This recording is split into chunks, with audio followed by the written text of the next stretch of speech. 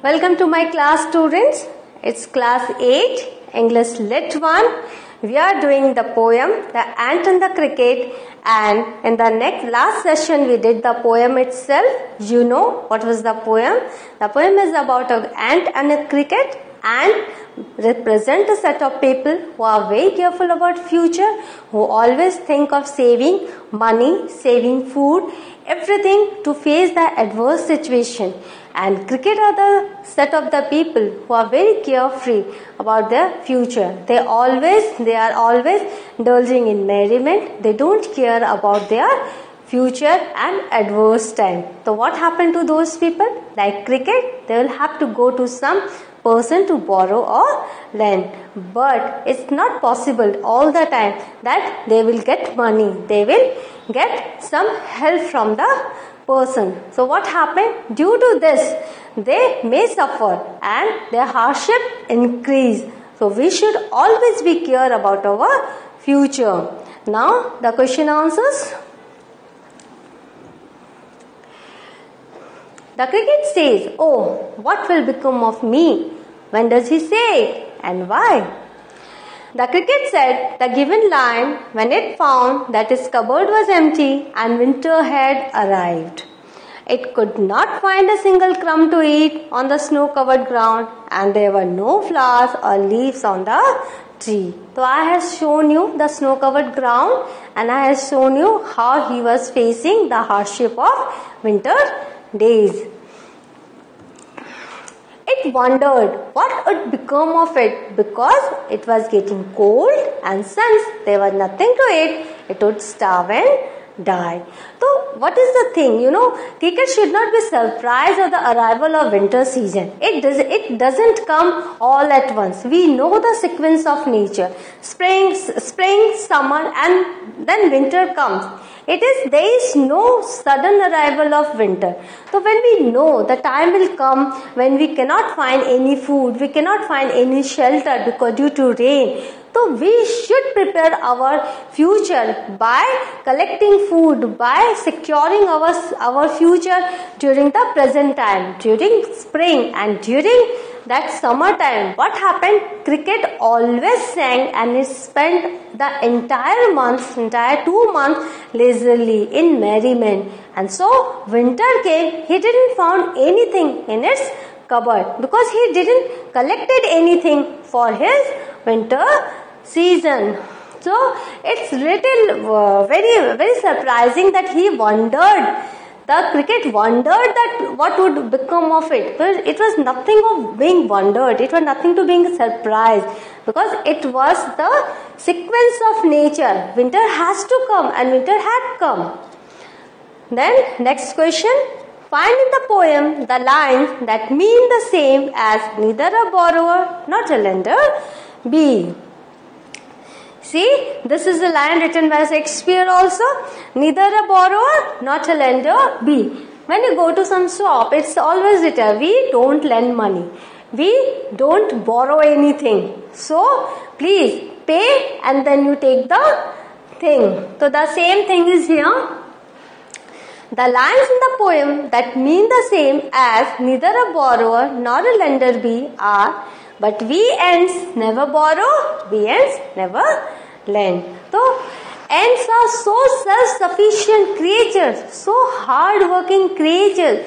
They can take care of their future. Ants always teaches us what? Hard work. Ants, you will find ants always busy with collecting food because ants know winter will come, and if they need to survive during winter days, they have to work hard during summer and spring days. So this is a lesson given by ants to us also. Mostly what happened when exams come, we just start preparing for the exams. The whole nights we just wake and just we study. So is it applicable to our life? No, it's very wrong. We have to study daily on a daily process, as a daily routine we'll have to study so that during exam we should not have that pressure of finishing the syllabus. The same thing happens with the cricket. Cricket did never think of its winter time. was always spending his spring and summer leisurely in merriment. So when winter came, the cricket faced hardship. So it is the thing, we ants never borrow, we ants never lend. This must be the policy of us also. What is your opinion of the ants principles? Now, this is the principle of the ants. So, what is our opinion? This is a question. I agree with the ant saying that one should save something for the future so that he does not need to borrow or lend. Yes, we should save for our future so that during our adversity we should not have to go to someone to get money or to get loan, because there is no guarantee that the person whom we think can borrow us will have that amount of money or can help us. But I don't agree with the ant's principle of not helping the cricket at the time of distress.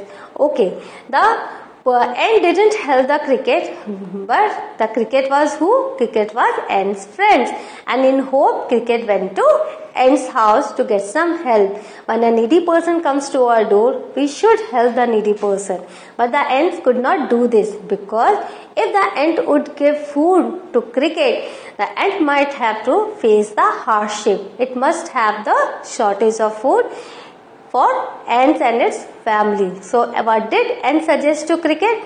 You go and dance your way through the winter. So we cannot blame ants also. I believe that a friend in need is a friend indeed. The ant considered the cricket its friend but did not help it. So I think yes, we should consider our friendship, we should give priority to our friendship, we should help our friends, but at the cost of our life, we should not do that. That ant is teaching us. So this is the answer you are saying, as this is our own opinion. So here we have started with agree. This is the present tense.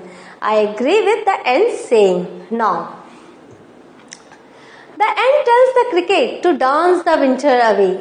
Do you think the word dance is appropriate here? If so, why? Answer. The ant told the cricket to dance the winter away because when it asked the cricket what it did in the summers and why it had not stored any food for winters, the cricket answered that it sang through the warm and sunny months of summers. So, it was very disappointing for the ants, because during summer and warm and sunny months, there was an abundance of food. So instead of collecting food that the ant did for its survival, the cricket lost the months. The cricket did not do that. And it always sang through the warm and sunny months. So the ant was very angry, and therefore the ant said, in reply of this, the ant asked the cricket to dance the winter away, just like it sang all through the summer and did not bother to store food for winter. Here, just ants is criticizing the cricket. You spent your hours during summer in singing a song, in merriment, and we the ants did the hard work to collect food, to make shelter for us. Now you have come to us for help. How could we help you? Because we did hard work during summer. You didn't do anything for your own survival. So here, ant showed its helplessness in helping the cricket. Which lines in the poem express the poet's comment? Read them aloud. The lines in the poem that express the poet's comments are, folks call this a fable, I'll abhorrent it true. No, it's not like a fable. It's a true story. It can happen to all of us. We should be very careful about our future. Write the comment in your own words. This comment by the poet means that the poem is indeed a fable, as it had a moral behind it. The cricket did not have anything to eat during the winters because it did not bother to store some food during summer. It was negligent and sang all through the summer. So, through a fable, it's a fable because it has given a moral lessons for us. But in this, the poet says that the poem itself gives the moral values of, teaches us moral values of life. And what does it teach? It teaches we should not be negligent and we should not spend our happy times in merriment, just as cricket had done. The ant, on the other hand, had built a nice home for itself and had stored food so that it wouldn't starve during winters. See, two sets of people. When I did the poem with you, I told you there are a set of people who are like ant, who always do hard work to secure their future. And there are a type of people who are like cricket. They don't care about the future. It worked hard during summers to achieve this. Thus, the moral of the poem is to be prepared for the adverse times and always work hard instead of being negligent. Because what time will come, we don't know. We cannot predict our future. Find 3 adjectives in the first stanza associated with summer and spring. See, throughout this poem, we will find the use of adjectives in a string way. There is a string of adjectives. 1, 2, 3. Here, the 3 adjectives are warm, sunny, and gay. See, the spring season, it's warm because sun is there. It's all lighted, very bright, and it looks so pleasant. So, this is the adjectives used by the poet in the poem. So in this poem we are seeing string of adjectives, not only 1 but 2 or 3 adjectives to describe the character in a better way, in an elaborate way. Find 4 phrases or lines in the same stanza associated with the onset of winter. So here you are seeing how did you come about the harshness of winter. Here see, all snow covered. I had shown you the picture also. Not a crumb to be found. That also you know. Not a flower could he see. Not a flower. And not a leaf on a tree. We didn't find any leaf also. So cricket had nothing to eat. And he knew the situation would be so harsh during winter. But he was so careless. He did nothing to survive during the hardship of winter times. So, what did we learn today? We learned the question answers, and through the question answers we have learned the moral lessons also. We should be like the ants and not like the crickets. In the next class, we will move to a new chapter, a new poem. Till then, have a good revision and learn the answers, practice it while writing and be perfect in this. And say this poem to everyone so that others will also know about the importance of saving money and food for the adverse time. Till then, thank you.